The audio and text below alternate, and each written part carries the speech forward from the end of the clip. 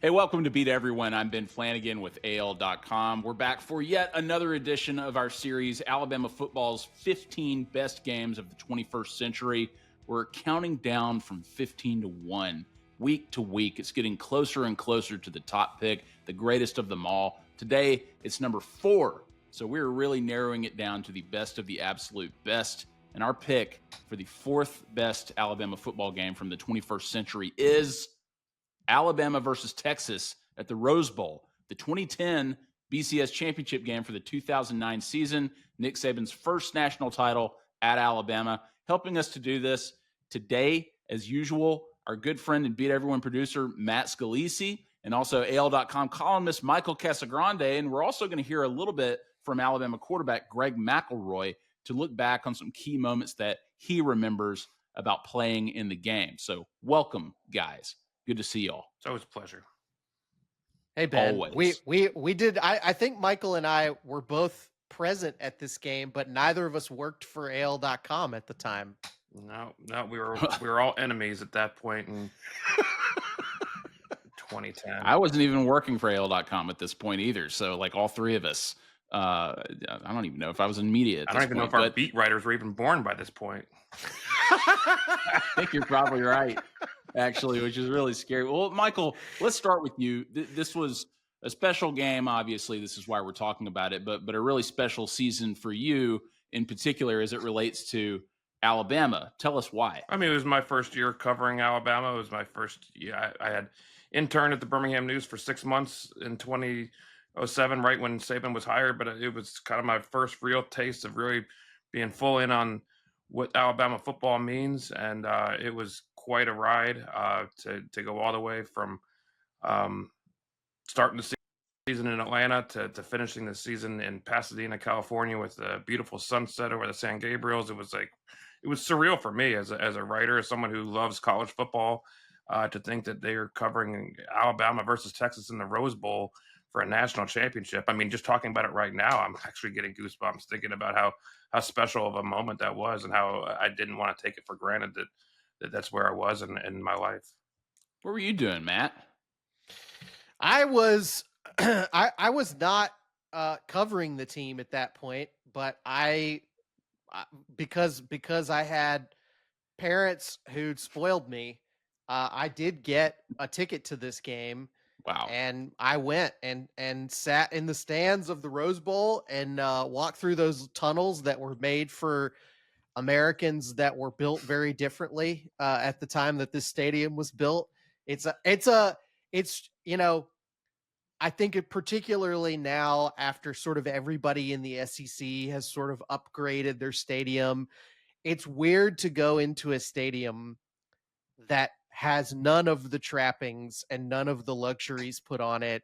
There is a Jumbotron there technically, but there's no video ribbon boards everywhere. There's barely even concession stands of any kind.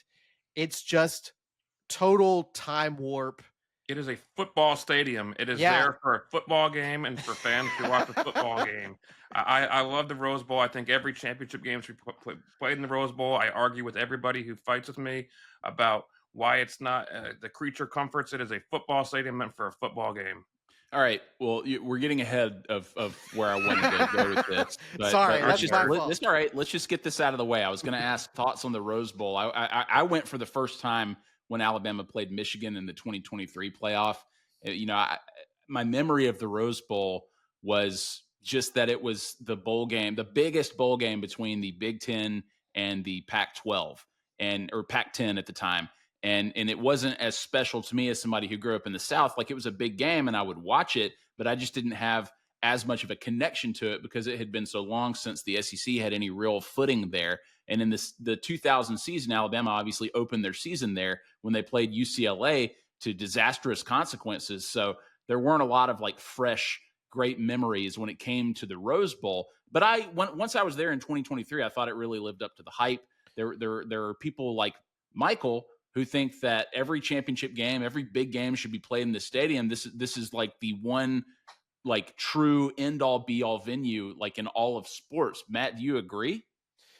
Well, I mean, it is now. Again, I will say, I do think that there was a time where that reputation was not earned and was given anyway, and I think the BCS, for all we love to complain about it, the BCS made the Rose Bowl nationally relevant again. It made it something other than a game between the best team from the Midwest and the best team from the West Coast. An SEC team or an ACC team or a Big 12 team could not play in the Rose Bowl for decades because of the way that things were set up. And, it continued to sort of treat itself like a national championship anyway, even though it wasn't that. It was a regional game. And this game in particular, I think, I would say started kind of a new era for the Rose Bowl as being, I mean, it was all of college football was this way, but like it was becoming a game that you wanted to play in no matter what part of the country you're from, and what part of the country your team is from. And I think it was cool that it was neither a Big 10 nor a Pac-10 school playing in this game. It was two very traditional powerhouse programs that had histories of their own in the Rose Bowl that sort of predated that hyper regional thing that it had become in the 90s and 2000s. I was going to say, do we need to sing Alabama's fight song for you, Matt, to remember the Rose Bowl's place in Alabama history? I mean, it's not like they were like barging down a door that they'd never been through. I mean, It just granted, had. I mean, look, in that time, that's where that reputation comes from. Those very early days of college football in the 20th century, where they're inviting a team, whatever they view as like the best team from the East versus the West, and I think that's really what this game felt like. It was no question that this was the two best teams in college football in this game. it was more Yeah. inclusive finally for you, for the country to, it wasn't just a private country club. It was more inclusive, and Alabama and Texas were the two to knock down that door. Well, but you go back just a little further. The Texas USC That's what I national was gonna championship say. game was I think that was the Yes, game that really That's the icon. reestablished the Rose absolutely. Bowl as like Phenomenal game. yeah, the I grandest stage of them all, and that game really earned it. And so I think that made it enticing for people like Matt and his family and Alabama fans to like make the cross country trip to see this live, to sit in those stands because something special like that could happen again, and they could watch Alabama win a national championship. And if we just kind of get into the table setting of this was Nick Saban's third season as the Alabama coach. They're coming off the 2008 national title, where they fell short of the national title. They fell short of winning an SEC championship. They lost to Florida in the conference championship game. They lost to Utah in the Sugar Bowl. So a very disappointing ending to an undefeated regular season, but they come roaring back. Jim McElwain and Kirby Smart return as coordinators. Greg McElroy is a first-year starting quarterback. This is following three-year starter John Parker Wilson. Mark Ingram takes over at running back for Glenn Coffey with freshman phenom Trent Richardson backing him up. Julio Jones is a well-established number one receiver as a sophomore now. The offensive line is stacked. The defense is loaded with middle linebacker Rolando McClain leading the way, Terrence Cody. We could go on and name more names there. But, just like 2008, Alabama goes 12-0 during the regular season. They beat Florida in the SEC championship game. We covered that on a recent episode in this series. I guess the question here, Michael, since this was your first year covering this team and you were front and center for all of it, at what point during the 2009 season did you get the feeling that Alabama might go all the way? The second Terrence Cody's big mitt blocked that second field goal against Tennessee, I thought for sure that season was that I was going to be booking a hotel in Orlando for Christmas. When they lined up for that field goal, I thought that was it. That was going to be the end of that championship run. But yeah, at that point, I felt like that this was a pretty good team. They had a few more scares along the way, but I feel like this could be a team. They won weird ways, dirty ways. They won big. They won close. But yeah, no, it was. It was an incredible season, really, to go back and look at that whole season as a whole, the way it all transpired. It was such an interesting look at the way football was then as opposed to how it is now. It's very interesting. Yeah. So this was Monday, January 10th, 2010, the BCS Championship at the Rose Bowl in Pasadena, California. It's a 7 p.m. kickoff. ABC broadcast the game. Our guy, Brent Musburger, and Kirk Herbstreit on the call with Tom Rinaldi and Lisa Salters on the sideline. And a quick digression here. Just curious, guys.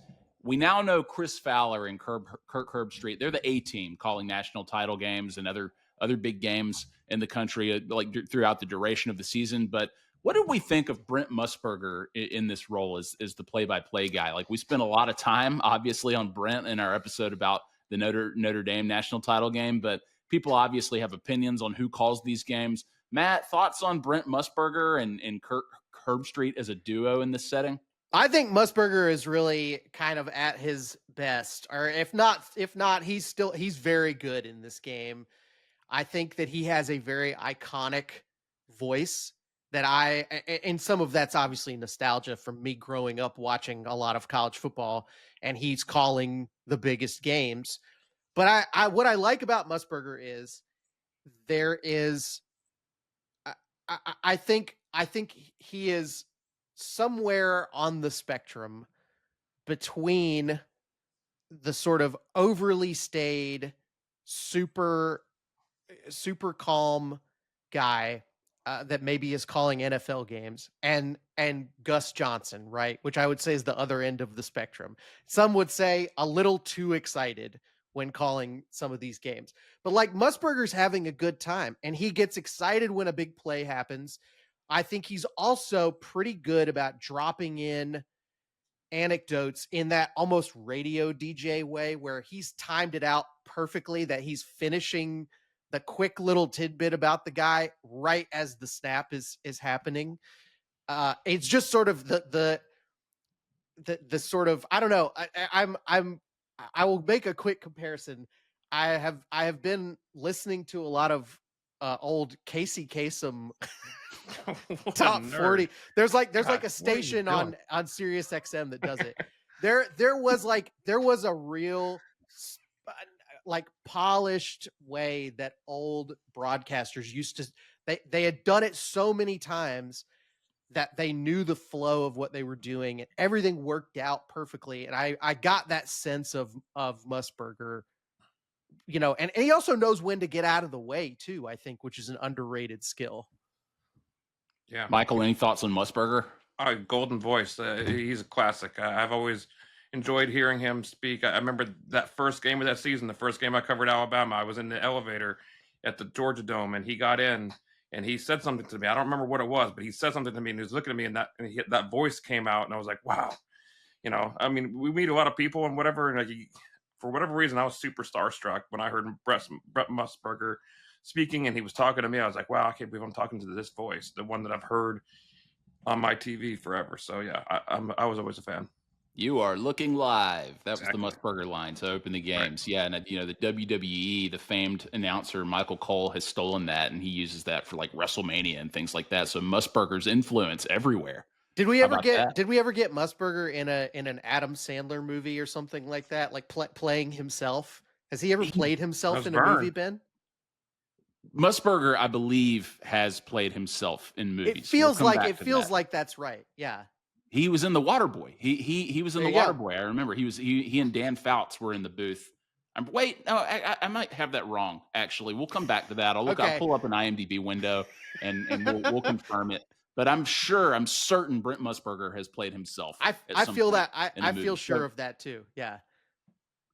So the ABC pregame graphic package really emphasized this battle of elite and historic college football programs, noting the number of all-time wins between the two, bowl wins, national championships, and Heisman winners. And Alabama could actually appear in that column at this point. They spotlight Texas quarterback Colt McCoy and obviously Alabama running back and newly crowned Heisman winner Mark Ingram. It's a night game at the Rose Bowl. Audra McDonald sings America the Beautiful. There are pregame fireworks over the stadium.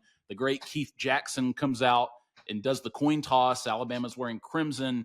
Texas is in their road whites. Like, it's a true national championship kind of atmosphere. And as we kind of get started with the game here, not a great start for Alabama. They get the ball first. They go 3 and out. There's a penalty. There's a sack. That's 4th and 23 from their own 20. And they call what might be the worst fake punt in history. PJ Fitzgerald actually has Drake Kirkpatrick open along the left sideline, but he underthrows him, and Blake Gideon intercepts it. Texas has a lot of momentum at this point. Michael? I have some insight on this play, actually, because I thought it was insane as well. And for what I became friends with PJ Fitzgerald over the years, and he told me the whole, because I was like, what the hell were you thinking? It's the first series of the Rose Bowl. You've done some fakes, like you drop back to pass and you throw it right to the Texas guy. He said, okay, this is what happened. Julio Jones was supposed to be where Drake Kirkpatrick was. He got hurt or something to play before, so he's not out there. It was one of those reads where if you see something that they were doing, if Texas is in a certain formation, it wasn't a called fake punt, but it was like if they're in a certain formation, it's like an automatic fake. And right before the snap, Texas broke out of that formation. They moved to a different spot. Drake Kirkpatrick is filling in for Julio, does not know that this fake is on, so he's not looking for the ball. PJ claims he threw a perfect pass that was not caught. But it's always one of those things. It's like from one of those moments that where those of us who weren't Division I college football players, we think we know everything about, like, what a crazy, stupid idea that was. There's usually so much more to any certain situation, scenario, and how it works. That's why I keep my mouth shut a little bit more when I think of gameplay, strategy, things that I wouldn't even never known if I wouldn't have had this long conversation with PJ about one play in the Rose Bowl. Long diversion for a play that doesn't really matter, but PJ finishes the game with a negative 200 passer rating. He did run for a touchdown, I think, against Ole Miss. Nice. Punter insight from Michael Casagrande. I can't believe it. Yeah, I mean, no, believe it or not, I got to know a lot of punters. He threw a nice ball. It just went to the guy in white. He was that a good was athlete. the only problem there. Yeah. For sure. But I mean, obviously they get a couple of first downs, and then on an option keeper, Colt McCoy is hit in the right arm by Marcel Darius. What happened? Colt McCoy leaves the game. Nobody thinks much of it, but his arm is kind of hanging loose as he leaves the field. We eventually learn that Colt McCoy will not return to the game. Garrett Gilbert is the backup, a true freshman, prized recruit, but is obviously up against it in his first assignment here. But let's have this conversation right now. What conversation do you mean? Okay, so what if Colt hadn't gotten hurt, right? Like, that's the rallying cry that we have seen for years and years. Look, injuries are part of the game. We all know this. And Alabama has had their share of injury what ifs too. Like, I mean, the receivers in 2021 when they were in the championship game. If Alabama had their starting receivers, they probably win the game. We'll never know, right? But this is like the king daddy of college football hypotheticals. So let's answer it now. Michael, I'll start with you. You were there. Y'all were both there. Matt, you too. What if Colt McCoy doesn't get hurt in this game? What happens? There's no answer to this. This is like preposterous. Play the game, Michael.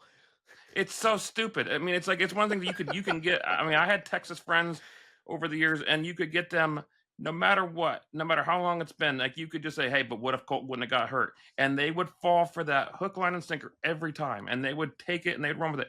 Who the hell knows? It was the first quarter. I mean, yeah, Texas had a good first drive. They were moving the ball, but who knows? You know, I will say this, and we can maybe drop this part in here, but when I spoke to Greg McElroy last week about this game, he talked about the Alabama's strategy going into this game. And it wasn't, obviously, I don't think it involved take out Colt McCoy, but there definitely was a plan to take away what they felt like was what Texas did the best, which obviously was, getting the ball out quickly to receivers. It was that sort of quick moving spread offense. So the plan was always to deny Texas those quick passing lanes and force them to try to win the game on the ground. And ultimately, I think even when Colt gets knocked out of the game, Texas almost sort of refuses to be boxed in as a as a run-heavy offensive plan. They don't adjust to what Alabama is doing offensively or defensively, rather. Garrett Gilbert ends up throwing 40 passes in this game. 4 of them are interceptions. So, I mean, Texas just didn't really have a plan B that they were willing to go to. And I think that's kind of what loses Texas this game more so than the injury. And obviously that's a huge part of it. But they Alabama did a good job of taking away the thing Texas was good at, and Texas did not adjust to that. They did not change the way they were going to play this game. The goal for us was Florida. That was the one we wanted. That was the team we circled, and whoever we got next, so be it. Texas, TCU, whoever ends up in that, Cincinnati, whoever we ended up playing, rock and roll. But the one we wanted was Florida. So that was the one that we put all our eggs into that basket. We did so much to prepare for that game. The level of focus and intensity in practice that week was insane. Absolutely insane. The level of hostility in practice against the scout team was on another level. It's just the most intense environment I'd ever been in leading into a game, ever. Way more so than the Texas game. Yeah. Way more so. So that one I think is number one. But Texas, I mean, it was just, we knew Texas was going to have a hard time stopping the run with what we did well. Texas was from the Big 12. That was a pass-happy league. Mm-hmm. Their secondary was super elite. Earl Thomas, Aaron Williams, like they had excellent defensive backs and a really good pass rush. So we knew it was not going to be a game where we were going to be throwing the ball all over the yard. Like it was ground and pound, know your checks, and then Colt gets hurt. And then you want to talk about like calling off the dogs. We are doing nothing in this game that could put us in harm's way. Yeah. Like if there is any defender in the area, you throw that ball 20 yards into the stands. And we did. And it was really a game of keep away and kind of just allow them to make mistakes and just pound away. Just go, and eventually wear them down, and that's what we did. So gave up a couple big plays on defense, but for the most part, we were pretty dominant throughout the course of that game. Yeah, and Colt McCoy only throws 2 passes in this game before he's knocked out. And Texas is throwing screen passes. They're doing end rounds. They're trying to challenge Alabama around the edge instead of vertically. But it's so early that you really don't have a sense of like what their game plan would have been, right? Like it's just one of the great sliding doors of sports history. So I'm with Michael. We don't know. We have no idea. Could Alabama have beaten Colt McCoy? Yes. Could Colt McCoy have had the game of his life and beaten Alabama? We've seen that before during the Saban era when these quarterbacks just have those nights and they take out Alabama's defense. So any scenario could have happened, and what happened, unfortunately, for Texas. So Gilbert comes in. Alabama holds them to a field goal. Alabama then turns over the ensuing kickoff. Texas is once again gifted great field position, but Alabama holds them to another field goal. Alabama's scoreless in the first quarter. It's 6-0, but then they put together a solid drive. It ends with a Mark Ingram touchdown at the beginning of the second quarter. Alabama takes a lead they will not relinquish for the rest of the game. And this brings us now to Mark Ingram. So Mark Ingram is recruited from Flint, Michigan. He's not the same name recruit that, say, Trent Richardson and Derrick Henry or TJ Yeldon would be, but he's part of this legendary 2008 recruiting class. He's a hard-nosed back. He can catch it out of the backfield. He's hard to tackle. He's really an every down guy that we would finally discover, especially during the 2009 season. And he turns into an Alabama legend this season because they ultimately build the offense around him all the way to an undefeated season and a Heisman win, the first in Alabama's history. Other than Saban, Ingram really is kind of the face of this championship team. Michael, I mentioned a few of the guys that would follow him, and we've seen a long list of great running backs sort of come and go before and after. But at this point now, like, what is Mark Ingram's legacy at Alabama, do you think? Yeah, no, I think it's fair to say he was a hard-nosed running back. He did a lot of things. There's a year that the Wildcat became a big part of the offense. I mean, I think it was the South Carolina game. He pretty much put that offense on his back, and I think it was the game clinching or the insurance touchdown at the end of that game in Bryant-Denny Stadium, running a lot of that Wildcat. Yeah, I mean, he was kind of a running back from a different era. He was maybe at the end of that era. If I wonder what it would have looked like if he was more in today's game. He was low to the ground, good center of gravity, would run people over. He was a fun guy to watch. I was making the motion. It was like that first touchdown, I believe, is when he put his hands to the camera, and he had the script A glove on the palm of the hand that became like the Sports Center opening for like years to come. Iconic moment for that. But yeah, I thought he was. I was like talking to him, an interesting guy. That I'm a fan of Mark Ingram. I can say that. Yeah, Matt has pointed out that we would discover, like, especially in the NFL, like just how big a personality he had. I think he showed a lot of that at Alabama too, in chunks when we got to see him. But he look, I mean, I think like there's a case for Ingram as being, the stats don't back it up at this point, but the fact that he was the first ever Heisman Trophy winner at Alabama, a national champion, again, the face of the program, one of the all-time great backs, if not the best. I'm sure, like, if somebody were to tell me I think he's the best or he's my favorite, I wouldn't argue with them. I think Mark Ingram was that good and that competitive, and his career speaks for itself at this point. So we're big fans of Mark Ingram, to say the least. To I'm sure the joy of Casagrande here, we get several punts in a row after this, and then Trent Richardson goes untouched up the middle for a 49-yard touchdown. And this is when it feels like Alabama really takes full control and things might get ugly for Texas fast. It leads to Gilbert's first of 4 interceptions, this one by Javier Arenas. They trade a couple of more punts, and then Alabama adds a field goal. And so then Texas, trying to make anything happen with 15 seconds left in the half in their own territory, Gilbert attempts a shovel pass that gets bobbled, winds up in the hands of Marcel Darius, who has already knocked out the starting quarterback. Then we have this moment where Darius, who is listed in the program as 296 pounds, yeah, right, and Gilbert listed at 219 pounds, they meet face-to-face.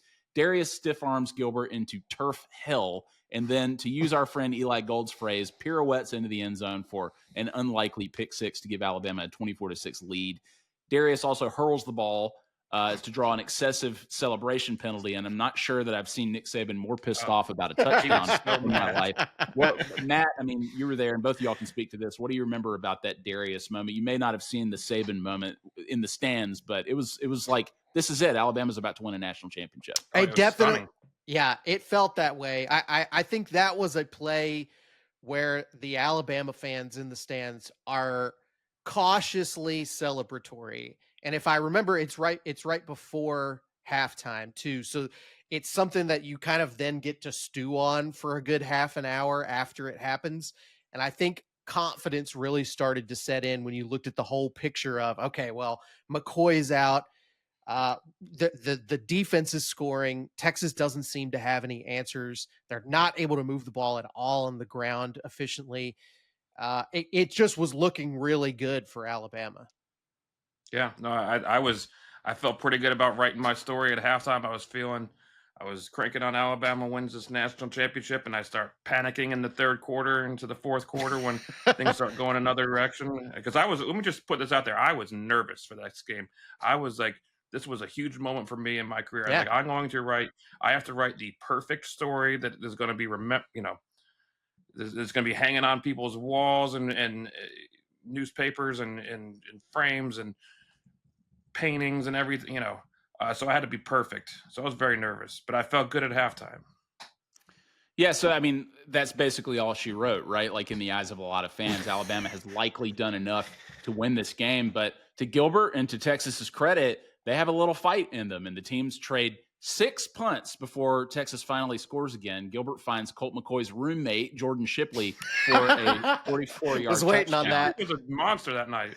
Yeah. Yeah, I mean, they cut the lead to 24-13. Alabama misses a field goal. Texas marches down. They march down the field again. Garrett Gilbert finds Shipley again for another touchdown. Suddenly, it's 24-21, and then they get the ball again with 3 minutes to go in the game, deep in their own territory. But I was panicking.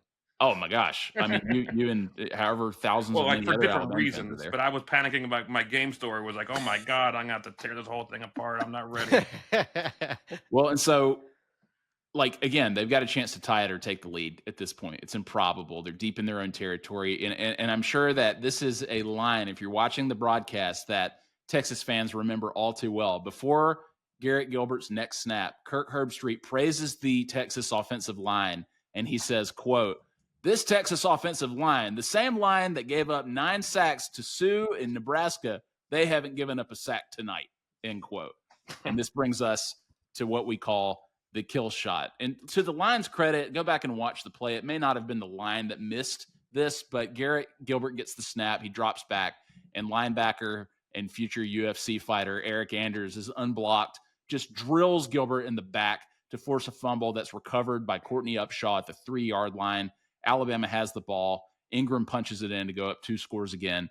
Matt, where does this Anders sack fall on all-time great Alabama plays? It's huge. I mean, we actually have talked to Eric Anders about this play before. He was in the AL.com offices, and I remember asking him about it as he was demonstrating mixed martial arts in the office. Wild time. But yeah, I mean, if I recall, I believe what he told us is he was known as what was called a rabbit rusher on this play. So a sort of blitzing outside linebacker in this 3-4 set. And I think I'm not enough of a football X's and O's expert to tell you whether this is technically a blitz or not. But I think this was a big part of why Texas was having such a hard time this entire game was, what Alabama was great at in these days defensively was they had these defensive backs that really could hold their own back there, and it allowed you to do a really wide variety of things with your linebackers. And they had these guys who were very versatilely built. They were very athletic. Some of them were really big, but not necessarily. And I think Anders is kind of a tweener guy that was certainly capable of dropping into pass coverage. But you can see here, he has great flat out speed that if a gap is created for him and Texas isn't expecting pressure to come from that side, he's going to get there real fast. And I mean, it's as much, not to take any credit away from Anders, who executes perfectly, but like, this is sort of Alabama's defensive scheme working absolutely perfectly. And this was disguising. They were very good at disguising looks, and they're throwing looks at a freshman quarterback who has not played pretty much all season. So they teed off on that. They took advantage of that lack of experience on the fly, and I think that's what it was. The fact he was unblocked was that they didn't account for him, and he had a red carpet right to the scene of the accident. Well, and so Ingram scores. Alabama goes up a couple of scores, and then they get another interception. Texas and Gilbert are just in full desperation mode at this point, and Javier Arenas gets another one, and then Alabama scores again, a 2-yard run by Trent Richardson. The running backs just completely dominate. Mark Ingram has 22 carries for 116 yards, 2 touchdowns. Trent Richardson, 19 carries for 109 yards, 2 touchdowns. I mean, 49 of those yards came on one play. So it's just like classic Alabama box score in this game. I mean, Greg McElroy, and he's talked about this, and again, like why he ended up being so conservative. Basically, like you're playing keep away at that point, and you're just trying to make sure that Alabama walks out of there with a win. So you throw the ball away, you take sacks, you do whatever you need to do, so you just minimize mistakes. He finishes with 6 completions, 11 attempts, 58 yards, 0 touchdowns. More importantly, 0 interceptions, 0 turnovers from Greg in this game. And so that's it. I mean, like that's the game. Alabama wins 37-21. I mean, it looks like a blowout. Texas made it a game in the second half. Alabama dominates. We've talked about the circumstances, obviously, of Colt McCoy. We'll let that go for now. But at this point, let's get into the MVP. Let's name the MVP. Who won the game? I'm just curious. I mean, like, it doesn't seem like there's just one person other than maybe Marcel Darius at this point, won, right? I believe he named like I don't know, was it offensive, defensive? He won some sort of a. Who would y'all pick, Michael? Who would you pick MVP of this game? Looking back, well, yeah, I mean, if he wouldn't have taken out Colt McCoy, I mean, Alabama would have lost 45-0. So it's got to be Marcel Darius. I mean, if it's tough, I mean, it's just crazy when you talk about the stat line to think of a quarterback completing 6 passes for a team that wins a national championship. It looks like something out of like the 1930s. When the And two of forward them, pass only wasn't even two of them illegal. only two of them are to receivers. Yeah, I mean, Julio Jones is like one of the most iconic players that was in this game, and he was barely a factor, just to crush the style of the game. So yeah, I mean, Ingram was good, but yeah, I think it was a team. I think it was a team win. I think everyone gets the game ball for this one. Yeah, but I mean, Darius knocks out the starting quarterback, intercepts a shovel pass, runs it back for a touchdown. He did everything. He stopped them from scoring, and he scored. So he had was single-handedly responsible for this victory. Matt, is there anybody else that you would throw into the mix for MVP? Whether it's a player, a coach, Brent Musburger? What do you remember? Who do you remember most? Oh, I the mean, streaker. What about the streaker? You remember that, Matt? yes, GoldenNugget.com. that's right. That was very common. But I feel like Golden those guys Palace. always show up to LA based sporting events. But yeah, I Yeah. mean, I think my inclination is always to give it to the guys on the field. If I was gonna go somewhere other than Darius, I think this was kind of a masterpiece for Kirby Smart and Nick Saban, just as strategically and from a game preparation standpoint. They built an offensive, on the offensive side, they build a plan that, like you said, has very little risk, and they obviously were confident, rightly so, that they would be able to run the ball on Texas. But the other side of this is, I mean, this is no slouch. I mean, Colt McCoy is a Heisman Trophy caliber quarterback.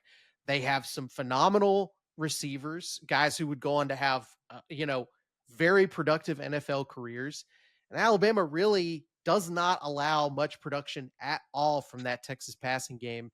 It was a great plan, and it was extremely well executed. And one guy that's not going to show up, I mean, in the stat line, those guys in the Alabama secondary did such a good job of shutting this down across the board as a unit. I mean, we talked about Arenas has 2 interceptions. It's hard not to love Javier Arenas always, but on top of that, um, the whole secondary just really locked things down. Tyrone King, who's a name we don't hear a lot, gets a pick in this game also. Um, it's a tremendous achievement for Alabama's secondary to play really largely one style of football for most of the year. They're built to win the SEC and to beat Florida. And now you have to go and play a Big 12 offense that really is a big shift stylistically in what they're used to going up against. And they defended this offense as well as anybody did. And can I add some other insight to this post game? Almost post game. I remember talking to Chris Rogers about this. He was one. I'm trying to remember the other person. There were 2 guys who gave Saban the Gatorade dunk at the end of the game, and Rogers told me how mad Saban was. If you watch the replay of that Gatorade dunk, it was him and somebody else. They came running at him, and they didn't really time. They hadn't done this before. Obviously, they didn't time it very well because they like clocked him in the head with the Gatorade or the body. They hit him with the actual jug when they dunked him. They ran at him and they hit him and splashed him. It was very cold by that point in the night. So Saban gets hit in the face with it. Gets freezing cold. Red Gatorade everywhere. And I remember talking to Terry Saban afterwards, and she said she was going to frame that shirt and put it on the wall because it was iconic. But he was, if you ever watch that video, you can see how mad Nick Saban is the moment he gets dunked because he gets hit by the jug and it's freezing cold. I want to ask you about that in just a minute. So as everybody realizes, Alabama is about to win their first national championship in 17 years. So let's let former Alabama quarterback, current ESPN college football analyst Greg McElroy reflect on what he was feeling in that exact moment. Did you have like an exhale moment? Was there something that happened later in the game that where you finally could let yourself go? 1,000,000%. I think we got this now. Yeah, 1,000,000%. And there's actually like a clip that ESPN showed. There's a moment where I handed off to Mark. We score. At that point, I think that probably put us up like 31-21 with a couple minutes left, thereabouts. We had just had the sack fumble. We got it. as soon as we scored that touchdown, there's a moment where I kind of just look up and just go like this, and it's like, it's almost emotional to like think back on, because it was like, I'm a national championship winning head quarterback at Alabama of all places. Like, this is my dream come true. I grew up a Longhorn fan, and we just beat the Longhorns. Like, we did it. You know, we've worked so hard, and here we are. Like, it's over. It's done. We did it. This is like, what a sigh of relief. So yeah, that would be the moment for sure. And you can see me like turn around in slow motion, kind of put my hands on my helmet, and then go celebrate with the team. So awesome. Really cool. All right, let's get to takeaways, guys. What were the consequences? Does the game look any different with the benefit of history? Alabama wins their first title since 1992 when Gene Stallings was the coach, when they beat Miami in the Sugar Bowl. This was title number 13 in the eyes of Alabama fans, and they're 8th according to the Associated Press. We can have that argument on a different day. Nick Saban does it. This is what Mal Moore and everybody envisioned when they brought him to Tuscaloosa. There's this funny moment at the end of the game that Michael has already mentioned. He gets this obligatory Gatorade bath, but as you said, it's not the smoothest execution. Obviously, he's smacked by the plastic jug. This red Gatorade spills onto the white shirt. He doesn't look thrilled about it. He later covers it up with his black leather BCS jacket, something I'd never seen before. This kind of becomes classic Saban. Michael, I want you to speak to this. This guy just won a national title, and he can't seem to enjoy it, right? Like, what do you remember about Saban's demeanor at the end of this game? Yeah, I mean, it's always like that smile he has like after some of these championship games, and you're like, does he mean this, or is he smiling because he knows he has to? Because I remember the next morning, there's always a news conference the morning after these championship games, and he was mad. He was already mad. He was talking about recruiting, and he was talking about next season, and like I'm sitting there like first year, I was like, I know this guy's different from all the rest of us, but he just won a national championship, and 12 hours later, not even, he is ranting about something and how complacency is going to be setting in and how this is going to be a really hard season. And he was right. They ended up losing 3 games, and they weren't, they had all this preseason hype. They were going to be the same team they were before, and they lost 3 games. So, but yeah, no, it was surreal to see that. But just knowing that Saban, does he mean this smile, or is he doing it because he knows they have to? If he looks somehow angry after winning a national championship, that he'd be judged forever. He has said before on a couple of occasions that he has been frustrated after winning national championships because it's going to cost him recruiting time, and that he's going to have to be busy with celebrations, parades, whatever. They did a celebration in Bryant-Denny Stadium after this game. Sports Illustrated put them on the front cover. They're already using the word dynasty after just one title. But the future is bright for Alabama, clearly. They become a recruiting dynamo. The facilities and resources become second to none. The infrastructure is in place for many years. They, as you just said, Michael, they lose 3 games the next season. They watch Auburn win it all with Cam Newton, but they win the next 2 titles after that, and then 3 more in the college football playoff era. I do want to add a quick note that I think adds context to the immediate claim that Alabama was forming a dynasty here, which is that I remember getting home back to the hotel after this game and seeing the news that Pete Carroll had announced that he was leaving USC. And so it did feel like maybe an opportunity was opening up. A window was opening for somebody else to step into that. Texas would have been an obvious candidate, but then Alabama beats them that night. So it feels like one of the big contenders is kind of finally stepping out of the way. And I think that sort of added to what was going on. Well, and Texas kind of falters after this game too as a program. They go into a bit of a dark period. They don't reach this level again with Mack Brown, who leaves in 2013. Charlie Strong comes in for a short stint, followed by Tom Herman, who lasts about 4 years. And then they hire Steve Sarkisian, their current coach, who has led them to the playoff the last couple of seasons. He's beaten Alabama once. He's gotten to the semifinal. He's gotten back to the playoff. Matt, is Texas back? Like today? I mean, like, that's the question all the time. I think if you asked Miami back, I think if you asked Texas fans, they would even say they haven't gotten over the hump yet. I mean, they've gotten very close, and there's no question that they're a major player in college football right now. But Sark is, I think getting that first one means a lot. under your new regime. And I think it means a lot to Sark, and I think it means a lot to the fans. And they've come agonizingly close and just can't get over the hump. And I will see. I think this feels like a very important year just because it's a good opportunity for them roster wise, and also because nobody, as we talked about earlier this week, there's nobody in the SEC that's sort of bringing back some world beater team. It feels like it's kind of anybody's game, and Texas is probably as well positioned as anybody. I think one thing is we can all state without any reservation that if it wasn't for Marcel Darius, that Texas would have the dynasty that Alabama ultimately had. So that one man changed the whole course of college football history. That there wouldn't be rumors of Saban going to Texas in 2013, and Pete Carroll wouldn't be retiring, and Lane Kiffin going to like everything changed that one moment that night in the Rose Bowl.